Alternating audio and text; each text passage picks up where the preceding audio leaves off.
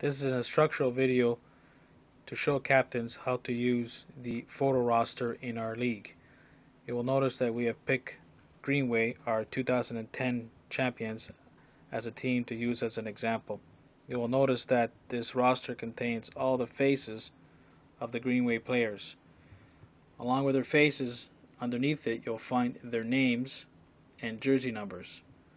To the far top left will be the picture of the captain.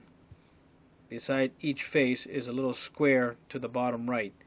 This is where the batting order will be entered for each player that shows up to the game.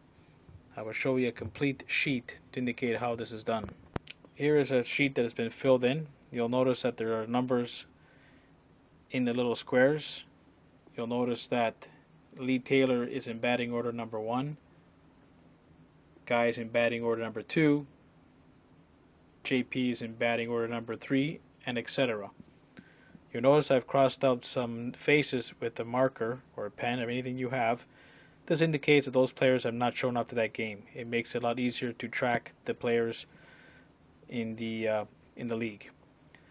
You can now take this sheet and pass it on to the opponent, and they will use the information to enter onto the score sheets where they will track the game.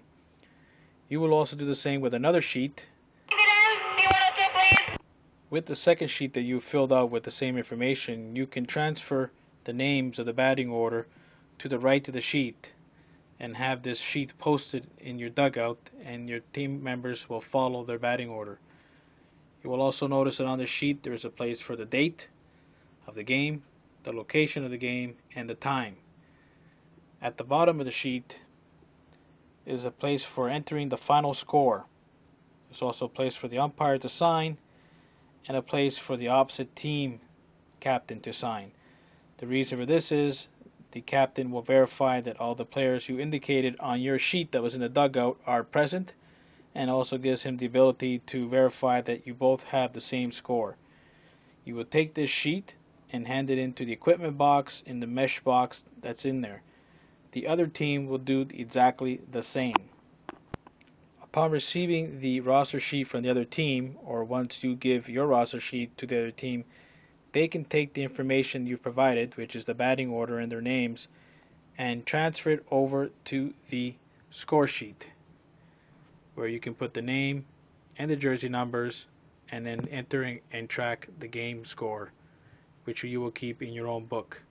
Once again, once you get the final score, which will be at the bottom, you will transfer that back to the game sheet, which you will hand in for me to collect and input the information on the website, and also track the percentage of games your players have played to see if they qualify for the playoffs. If you have any questions, contact Sam Maltese. He'll help you with whatever you have.